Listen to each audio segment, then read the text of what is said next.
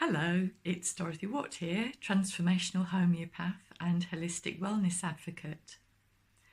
I'm going to tell you today about an experience that I had a couple of years ago, and it really took me by surprise at the time. I've come to terms with it now. It was well outside my comfort zone when it first happened, and you might find that it's well outside your comfort zone listening to it. But do hear me through. So a couple of years ago, I decided to go on a retreat, and it was down in Devon, right in the middle of nowhere. No phone reception, no nothing.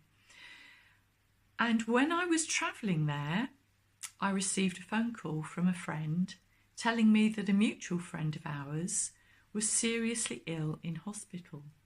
Really seriously ill, and it was clear from what she was saying that it was likely that our friend wouldn't pull through. This was somebody I'd known for years who was a really dear friend of mine, and I was very shaken.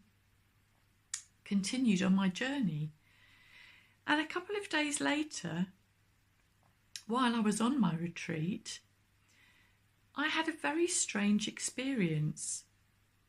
It was in the evening, and I was walking back to my yurt where I was staying, and all of a sudden, right in the middle of my head, thundered in my friend's name. It just landed there and wouldn't go away. Now, nothing like that had ever happened to me before. I had no idea what all this was about. So as I was on my way back to my accommodation, I carried on back, knowing that there was somewhere that I could be on my own to see if I could suss out what all this was about.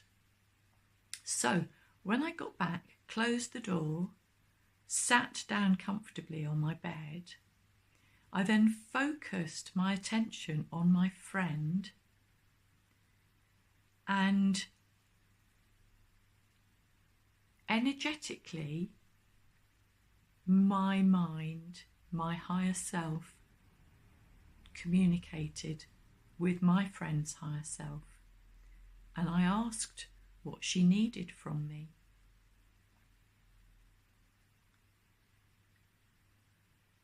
Almost instantly, I got a reply, and the reply was Arsenicum 10M. Now, arsenicum is a homeopathic remedy, and it's often given to people who are very near death, who are going through the time when they're quite restless, which is, I gather, very common when people are just about to die. So I did wonder what was happening just at that moment. All I could do was use my mind to send that remedy to my friend's mind.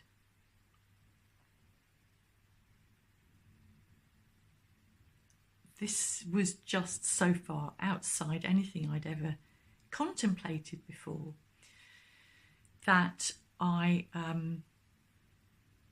went and told the people who were running the retreat that I was on what had happened.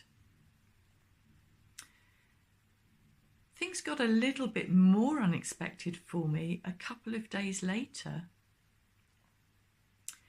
when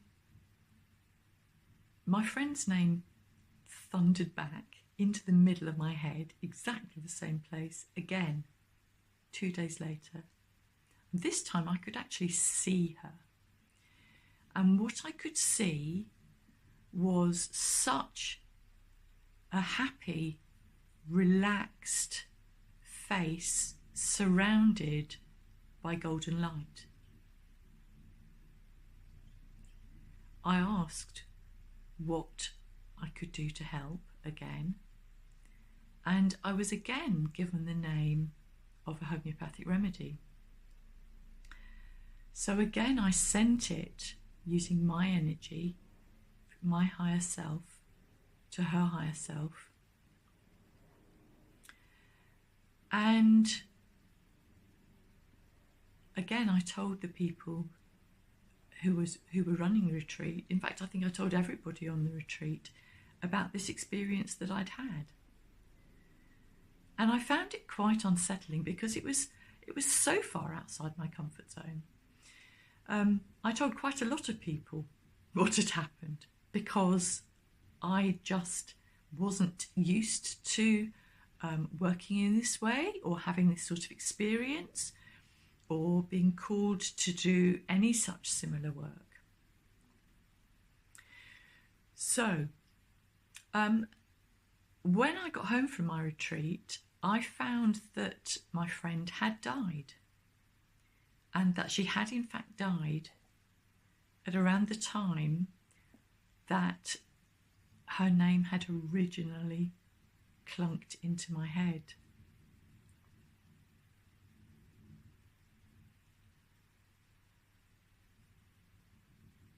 It got even more interesting when a few months later it turned out that one of the people who was running the retreat that I was on when all that happened, one of the people who was running that retreat herself became terminally ill.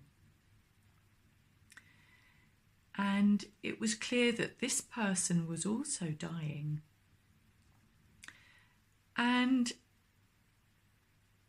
much to my surprise, one morning early, I was woken up with this person's name clunking right into the middle of my head.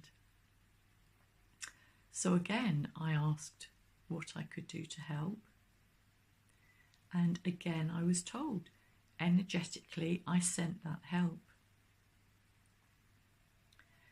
And then again, 2 days later, the same person's name again landed right in the middle of my head. And again, I asked what I could do to help. I was told, and again, I sent that help.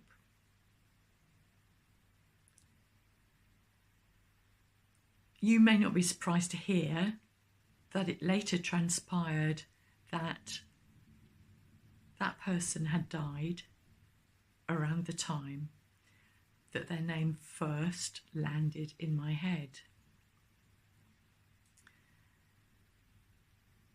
Now, I have subsequently learnt that this is a thing, you know, that when people die, their souls leave their bodies and their souls go through a couple of transitions. So they leave their body when the person dies, and then they hang around in the earthly plane for a couple of days before transitioning up to higher realms. And I've been even more surprised to find that the sort of thing that happened to me has a particular name. It's not a name I find particularly attractive. It's called psychopomp. It's where somebody's higher self works with the soul of somebody who is transitioning between living on this earthly plane, dying, and their soul being elsewhere. I have recently been absolutely delighted to come across somebody in the UK who trains people to be soul midwives. Now, as soon as I heard that term, I knew that that was something that I needed to train in. I knew that that was actually what I was being involved in, what had just happened to me without my having set any intention to work that way, realising that even such a thing was possible. But clearly this is something that I am being called to do. And I'm so excited that I've now done the introductory course for Soul Midwifery, and watch this space, because I have signed up to do the following modules so that I can actually call myself a soul midwife and work in that way with people who are dying, alongside my work as a homeopath with people who are living, because the work is similar. It's an extension. It's about helping people release their past and helping people expand their future. So watch this space, because I'm very excited with what the future has in store. If you've been interested by what I've said today, then do get in touch. I would love to have a chat with you, and I would be very happy to work with anybody with one-to-one homeopathy if the idea of releasing your past and expanding your future is something that appeals. Clearly, I'm talking about in the living realm. By next year, hopefully, I will be working with more souls. Bye for now.